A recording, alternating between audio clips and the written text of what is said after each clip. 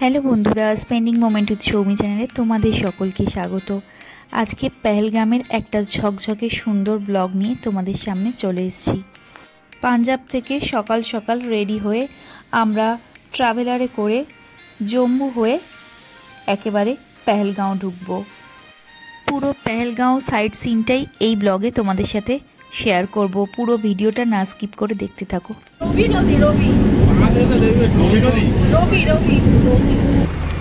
এই যে Jammu Kashmir toll cross করবো এবার আমরা।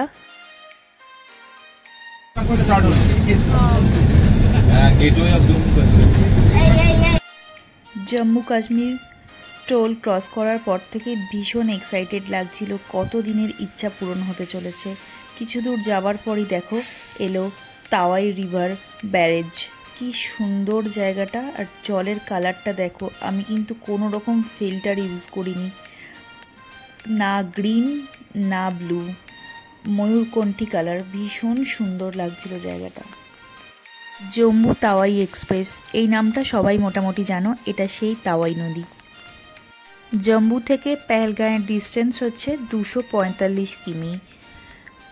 অন দ্য ওয়েতে টাইম লাগে 4 ঘন্টার একটু বেশি। জম্মু স্টেশন থেকে যদি কেউ পেহেলগাঁও যেতে চাও তাহলে কিন্তু ট্যাক্সি নিয়ে যেতে হবে। ট্যাক্সিতে ভাড়া নেয় ওই 6000 থেকে 7500 মতন। সেটা যে যার হোটেলের ডিস্টেন্স বা কতজন আছো সেই অনুযায়ী আলোচনা করে তোমাদের ভাড়াটা করতে হবে। জম্মু থেকে পেহেলগাঁও যেতে অন দ্য ওয়েতে এরকম অনেকগুলো কিন্তু টানেল পড়বে। টানেলটার নাম কি দাদা? 9.28 কিমির এই ডক্টর শ্যামাপ্রসাদ টানেলটি ভারতের সবথেকে দীর্ঘতম টানেল।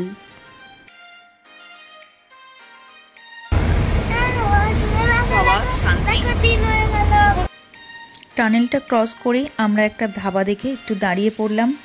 অনেকটা জার্নি করে এসছি, খুব টায়ার্ড লাগছিল, তাই সবাই একটু চাটা খাবে, একটু টয়লেট ইউজ করবে, সেই জন্য।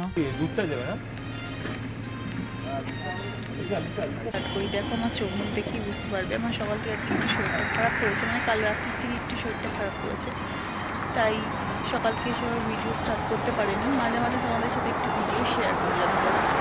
চলো অন দ্য ওয়ে আরও সুন্দর সুন্দর ভিডিও তোমাদের সাথে শেয়ার করবো। অন দ্য ওয়েতে কত ভেড়া ছাগল দেখছো। ভেড়া পালন কিন্তু কাশ্মীরিদের একটা অন্যতম জীবিকা। आज लाइट देख लो, कल पता चल जाएगा। বিকালে চা আর স্ন্যাক্স খাওয়ার পর আর ভিডিও করা হয়নি। দেখো পৌঁছে গেলাম আমাদের হোটেল ক্রিস্টালে রাত্রিবেলা। হাড় কনকনে ঠান্ডার মধ্যে পেয়ে গেলাম ডবল ডিম, আলু দিয়ে ঝোল আর ভাত। আর কি চাই বলো তো।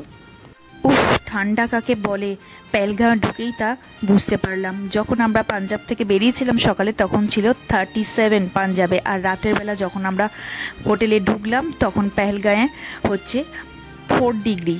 বুঝতে পারছো কী লেভেলের ঠান্ডা, তার সঙ্গে মুষলধারে বৃষ্টি হচ্ছিল বাইরে। আর এটা দেখে বুঝতেই পারছো পরের দিন সকালবেলা আমরা সাইট সিনে বেরোবো বলে গাড়ির জন্য ওয়েট করছিলাম। এই প্রসঙ্গে বলে রাখি, আমরা কিন্তু এখানে আমাদের ট্রাভেলারে করে ঘুরতে পারবো না। এখানে সিন্ডিকেট রয়েছে, এখানকারই গাড়ি নিতে হবে। ট্যাক্সি স্ট্যান্ড থেকে ট্যাক্সি বুক করে নিতে হবে। আমাদের হোটেলের ম্যানেজার দাদাই আমাদের গাড়ি বুক করে দিয়েছিল, আর রেট ফিক্সড। যেরকম আমরা ট্যুরিস্ট প্লেস ঘুরবো সেই অনুযায়ী রেট। ট্যাক্সি ড্রাইভার চাইলেও বেশি টাকা নিতে পারবে না, আর আমরা ট্যুরিস্টরা চাইলেও বার্গেনিং করতে পারবো না। Fixed rate. तो गुलशन वैली के लिए ये भाई साहब हाँ दादा आपका नंबर दे दीजिए। कोई बात नहीं, कोई बात नहीं दादा, क्योंकि नहीं तो हम लोग अगर नहीं मिलेगा आपको। नहीं वो बात अलग है। आप इसका क्या करना है, आपको फोटो खींचना है गाड़ी का। गाड़ी नंबर है। हाँ, गाड़ी का छवि खींचना है। उधर फोटो नहीं, फोन नहीं चलेगा ना, छवि खींचना है। जहाँ पे मैं आपको छोड़ूंगा आपको सिम भी नहीं चलता वहाँ पे। नहीं मैडम, कौन सा कनेक्शन कौन सा है? हम लोग का एयरटेल है। नहीं चलेगा मैम। पहलगाम में चलेगा, चंदनवाड़ी में नहीं चलेगा। वोडाफोन कहीं पे नहीं मैम। आपको वोडाफोन यहाँ पे भी नहीं चल रहा होगा। ইনোভা পাহাড়ে ইনোভা বেস্ট। জার্কিং কম হয় তুমি মানে না, সব থেকে বড় কথা কি বলতো, স্পেস কি গাগল হচ্ছে, ওষুধ খাবে। কাশ্মীরের শ্রীনগর থেকে 100 কিলোমিটারের মধ্যে রয়েছে এই নদী উপত্যকা শোভিত পেহেলগাম, নয়নাভিরাম সৌন্দর্যের লীলাভূমি। বেতাব ভ্যালি, আরু ভ্যালি, চন্দনবাড়ি সহ আরও বেশ কিছু সুন্দর সুন্দর ঘোরবার জায়গা রয়েছে। এই ABC পয়েন্ট, বেতাব, আরু আর চন্দনবাড়ি, এই তিনটে কিন্তু খুব ফেমাস। এছাড়াও ঘোড়ার পিঠে করে যেতে পারেন মিনি সুইজারল্যান্ড, বৈসারেন ভ্যালি। ভিডিওটা চলো মোটার আমি নেটে দেখি। पहले हम दादा चंदनबाड़ी जाएंगे, ठीक है? সবাই এখানে এলে এই ABC পয়েন্টটা কিন্তু মাস্ট করেই। আরু, বেতাব আর চন্দনবাড়ি শুনতেই পেলে আমরা ফার্স্ট যাব চন্দনবাড়ি, তারপর যাব বেতাব ভ্যালি, তারপর আরু ভ্যালি, মানে আমরা অপোজিটটা করব, CBA।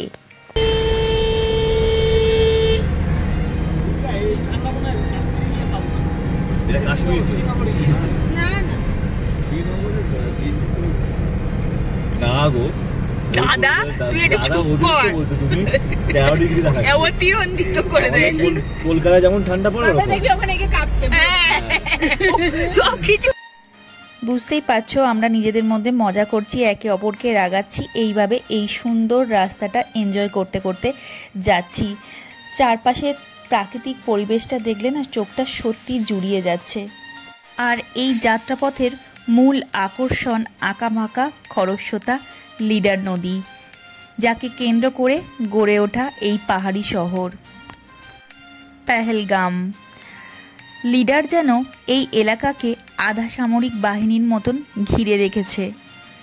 আমি গাড়ির লেফট সাইডে বসার জন্য লিডার নদীটা নিজে দেখতে পাচ্ছি, কিন্তু তোমাদের ক্যামেরা বন্দি করে দেখাতে পাচ্ছি না। যখন গাড়িটা ঘুরবে নিশ্চয়ই দেখাবো। প্রকৃতির সৌন্দর্যতা কখনো ম্লান হয় না, প্রকৃতির চেয়ে সুন্দর কিছু হতে পারে না। ये राइट साइड में दादा बेताब वैली है, कहाँ पे? ये राइट साइड में। और राइट साइड नीचे हाँ। नीचे बेताब वैली। पहले हम चंदनबाड़ी जाएंगे, ठीक है? अच्छा अच्छा पहले दूर दूर वाला जो पॉइंट है ना हाँ। वो कवर करेंगे उसके। अच्छा, आप कब आए हो? कल ही आए हो सर? चल लिया। कल यहाँ है, आज निकल जाएंगे श्रीनगर। अच्छा, कल आप चले कटरा से आए हो? जाएंगे। नहीं नहीं, नहीं अमृतसर कल हम से। अमृतसर से। वही अमृतसर से बाय रोड आए ना? हाँ। वो जम्मू होके आए ना? हाँ। हाँ हाँ रास्ते में कितना ट्रैफिक जाम मिला? জায়গা নেই। जाम ज्यादा जगह नहीं लेकिन मिला। আমাদের এই আঁকা পাকা পথ চলতি গল্পে ড্রাইভার দাদাও সামিল হয়েছে। এইভাবে গল্প করতে করতে এগিয়ে চলল আমাদের রথ। দূরে নীল আকাশের নিচে তুষারাবৃত পাহাড় শৃঙ্গ মন প্রাণ জুড়িয়ে দিচ্ছে। এই তো সেই ভূস্বর্গ যার বর্ণনা গল্পে শুনেছিলাম। পেহেলগাঁও কথার অর্থ প্রথম গ্রাম। জজিলাপ্রাস অতিক্রম করে লাদাখ পার হয়ে অমরনাথ দর্শন করে কাশ্মীর যাওয়ার পথে এটি প্রথম গ্রাম, সেই জন্য এর নাম দেওয়া হয়েছে পেহেলগাঁও। আমরা যেহেতু ABC পয়েন্টের মধ্যে সি পয়েন্টে আগে যাচ্ছি, মানে চন্দনওয়াড়িতে আগে যাচ্ছি। চন্দনওয়াড়ি হচ্ছে কিন্তু অমরনাথ যাত্রার প্রথম বেস ক্যাম্প। যারা অমরনাথ যাত্রা করে তারা এই চন্দনওয়াড়ি থেকেই ট্রেকিংটা শুরু করে। পাহাড়ের পাথরের কালারগুলো দেখো কত সুন্দর। এখানেই কিন্তু সব বলিউডের সিনেমাগুলোর শুটিং হয়। পুরো ছবির মতন যেন মনে হচ্ছে। ক্রমশ এই বরফের পাহাড়ের কাছে আমরা এগিয়ে যাচ্ছি। আমরা অনেকটাই কাছে চলে এসেছি চন্দনওয়াড়ির। বাবু দেখ, বাবু দেখ, সামনেটা দেখ। এই তোমরা লিয়ে ছবিগুলো নাও না। ये है अमरनाथ जाने का रास्ता, ठीक है मैम? ये जो लेफ्ट साइड में जो शेल्टर है ना, यहाँ से अमरनाथ यात्रा लोग पैदल जाते हैं, ठीक है? यहाँ पे हम गाड़ी में से उनको छोड़ते हैं, यहाँ से वो पैदल जाते हैं। ये जो ऊपर शेल्टर आपको दिख रहा है, यहाँ से जाते हैं पैदल। जिनके पास रजिस्ट्रेशन होती है उन्हीं लोगों को जाने थे। ये जो सामने गेट दिख रहा है ना, गेट के आगे किसी भी गाड़ी को एंट्री नहीं मिलती है यात्रा की पीरियड में। स्टार्ट कब होता है ये 1 जुलाई रक्षाबंधन तक रहता है सर। अच्छा अच्छा 2 महीने। बिल्कुल सर। यहाँ से वो निकल के, ये जो रास्ता है ना, यहाँ से निकल के ये जो राइट साइड में जगह है, यहाँ पे लंगर लगे होते हैं, भंडारे जो होते हैं वो लगे होते हैं। खाना पीना सब कुछ फ्री, खाली आपको सोने के लिए आपको पे करना है। আমাদের ড্রাইভার দাদার থেকে খুব সুন্দরভাবে জেনেই নিলাম যে এখান থেকে 1 জুলাই অমরনাথ যাত্রা শুরু হয়। যাই হোক, তোমাদের সাথে কথা বলতে বলতে চন্দনওয়াড়ি পৌঁছেও গেছি। আর এই চন্দনওয়াড়ি কথাটির আক্ষরিক অর্থ কি জানো? চন্দন কাঠের চাঁদনি উঠান। চন্দনওয়াড়ির তাৎপর্য পবিত্র অমরনাথ গুহায় আধ্যাত্মিক যাত্রা শুরু করার তীর্থযাত্রীদের জন্য একটি সূচনা বিন্দু হিসাবে এর ভূমিকা রয়েছে। आगे पूरा जाम लगा है, गाड़ियां हम यहाँ पे लगा देंगे साइड में, ठीक है मैम। अच्छा, कहाँ पे जाना है? सीधे जाएंगे? सीधा आगे जाना है, वहाँ पे जो कॉफी हाउस है ना, फिर राइट साइड वहाँ पे जाना है, ठीक है सर। वो गाड़ी यहीं तक जाएगा? हाँ, गाड़ी यहीं पे, क्योंकि आगे फिर जाम है ना मैडम, ये अभी बढ़ेगा जाम, अभी गाड़ियां आ रही है ना वहाँ से। এখানে কোনো গাইড নেওয়ার প্রয়োজনীয়তা নেই, নিজেরাই খুব সুন্দরভাবে ঘুরতে পারবে। আর এখানে কিন্তু মোবাইল ফোন যথেষ্ট সতর্কভাবে রাখতে হবে, বরফের পাহাড়ে পড়ে গেলে কিন্তু কোনোভাবেই সেটা রিকভার করতে পারবে না। जो आपका दिल करेगा देना, मैं 2-4 फोटो निकाल के दूंगा, क्लोज तो कैप पे रखेंगे, शोल्डर पे रखेंगे।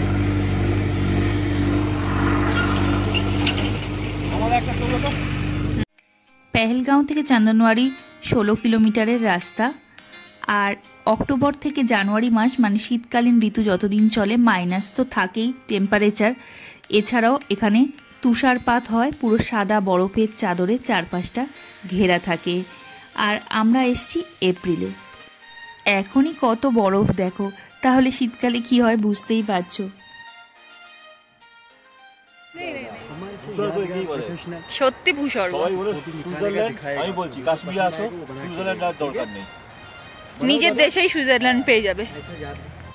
এটা হচ্ছে একটা অসম্ভব অনুভূতি বলে বলবো, যত হ্যাঁ একটু হয়তো কষ্টকর জায়গা, কিন্তু প্রত্যেকের লাইফে একবার না একবার আসা উচিত, এক্সপেরিয়েন্স করা উচিত।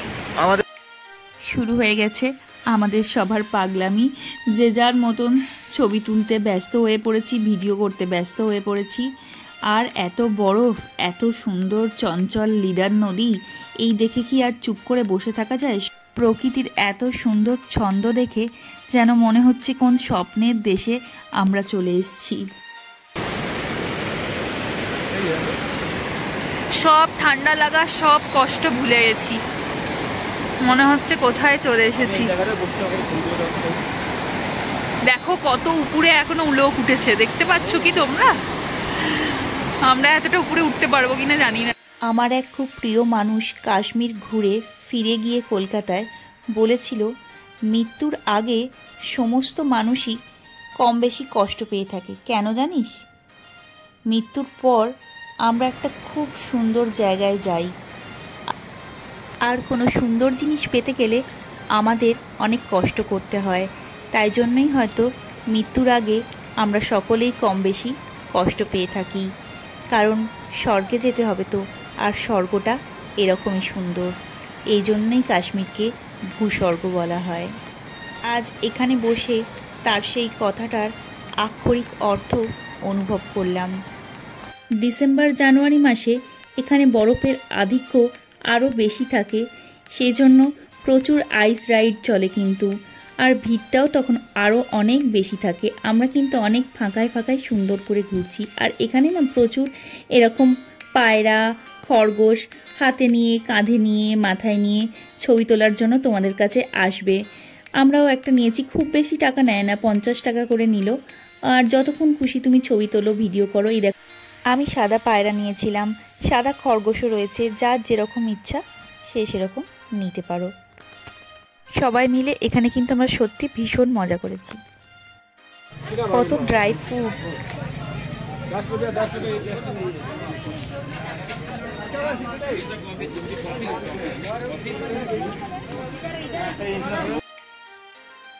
চন্দনবাড়ি ছেড়ে এবার আমরা চললাম বেতাব ভ্যালি। 1983-তে নির্মিত সানি দেওয়াল ও অমৃতা সিংয়ের অভিনীত হিন্দি সিনেমা বেতাবের শুটিং হয়েছিল ওই স্থানে। লিডার নদীর ধার দিয়ে বিশাল এলাকা শুধুমাত্র ওই সিনেমার জন্য সাজিয়ে তোলা হয়েছিল। পর্যটকদের আকর্ষণ বাড়াতে তা এখন রীতিমতো পার্ক। নদীর ধারে সুদৃশ্য গাছের সারি, আলো, সিমেন্টের রাস্তা, চেয়ার, কাঠের সেতু ওই স্থানের শোভা যেন আরও সুন্দর বাড়িয়ে তুলেছে। এই সেই Betaab valley birds I look. Betaab valley Jammu কাশ্মীরের অনন্তনাগ জেলার পেহেলগাঁও থেকে 15 কিলোমিটার দূরে অবস্থিত। এর আসল নাম হাজান ভ্যালি বা হাগান ভ্যালি। বেতাব সিনেমাটার শুটিং হওয়ার পর থেকেই এটা বেতাব ভ্যালি নামে ফেমাস। রাস্তার ওপর থেকেই ভিউটা এতটাই সুন্দর লাগছিল যে আমরা এখানে সবাই মিলে দাঁড়িয়ে পড়ে ছবি তোলা, ভিডিও করা শুরু করে দিয়েছি। 1 2 3 पार्क जैसा वैली है इधर में बर्फ दिखता है। हाँ बर्फ बहुत गिरता है। मैं आपको अभी फोटो दूंगा ना, और मुझे आपका नंबर, मेरा नंबर है आपके पास? नहीं, आप मुझे हाई करना, मैं आपको व्हाट्सएप पे वीडियो डालूंगा। इधर पे भी बर्फ दिखता है मगर वो मार्च में, फरवरी मार्च, जनवरी फरवरी। এখানেও কিন্তু নভেম্বর থেকে ফেব্রুয়ারি পর্যন্ত বরফের সাদা চাদরে ঢাকা থাকে। চলো এবার যাওয়া যাক বেতাব ভ্যালির ভিতরে।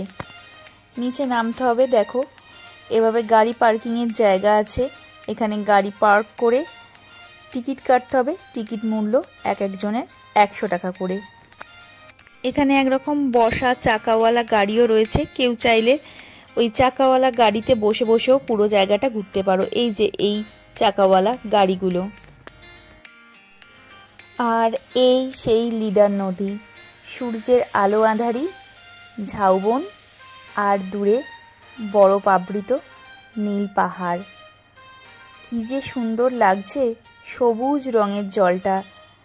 এই জন্যই হয়তো কাশ্মীরকে মিনি সুইজারল্যান্ড বলা হয়। কোথাও সৌন্দর্যের এতটুকু খামতি নেই, যেন তুলি দিয়ে প্রকৃতিকে কেউ এঁকেছে এখানে। আর এই সেই ব্রিজ যার ধার বরাবর বেতাব সিনেমার শুটিং হয়েছিল। ব্রিজের উপর দাঁড়িয়ে অনেকেই ছবি তুলছে, ভিডিও করছে। খুবই সুন্দর জায়গাটা। আর ব্রিজের তলা দিয়ে লিডার নদী আপন ছন্দে বয়ে চলেছে।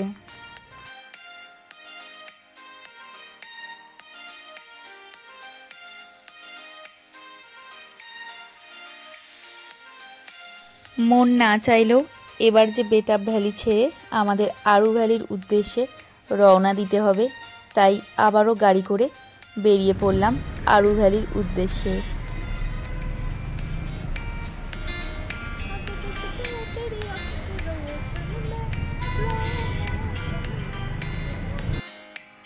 ভিডিওর শুরুর দিকেই আমি তোমাদের বলেছিলাম লিডার রিভার যেন আধা সামরিক বাহিনীর মতন পেহেলগাঁওকে ঘিরে রেখেছে। দেখো পথ চলতি রাস্তার পাশ দিয়ে লিডার রিভার বয়ে চলেছে, আর সাথে আমরাও এগিয়ে চলছি। নদীর পাড়ে বসে বসে এখানে লোকাল লোকজন তাঁবু খাটিয়ে এরকম পিকনিক করে খাবার এনে, এবং অনেক টুরিস্টও করে। কিন্তু দেখো কি সুন্দর না।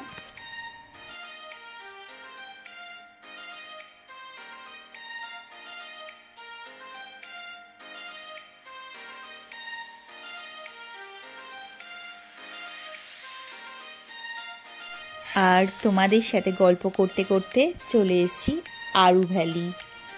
দেখো এসেই কি সুন্দর সুন্দর কাশ্মীরি কুর্তি, সালোয়ার, কি দারুণ কাজ করা কাশ্মীরি। আমাদের কলকাতা বা কলকাতা সংলগ্ন জায়গায় ঠান্ডা পড়ুক চাই না পড়ুক, কাশ্মীরে এসে কাশ্মীরি জিনিস এখান থেকে ভরে ভরে নিয়ে যাচ্ছে লোকজন।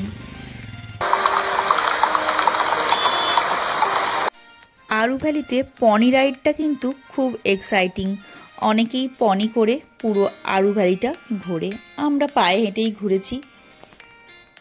সত্যি বলতে ইচ্ছা থাকলেও সাধ্যে কুলোয় না। আমাদের মতন মধ্যবিত্তের কাছে কাশ্মীর ট্রিপটাই অনেকটা বাড়াবাড়ির মতন। আরু ভ্যালি তার মনোরম তৃণভূমির জন্য আগাগোড়াই বিখ্যাত। পেহেলগাঁও থেকে 12 কিলোমিটার দূরে অবস্থিত এই আরু ভ্যালি আদতে একটি পাহাড় ও প্রকৃতি ঘেরা গ্রাম। শীতকালীন ঋতুতে এই এত সুন্দর সবুজে ঘেরা তৃণভূমিটাও কিন্তু বরফের চাদরে ঢাকা পড়ে যায়। এখান থেকেই কোলাই হিমবাহ ও কারসার লেকে ট্রেকিং করতে যান পর্যটকরা। এটাই ফার্স্ট বেস ক্যাম্প।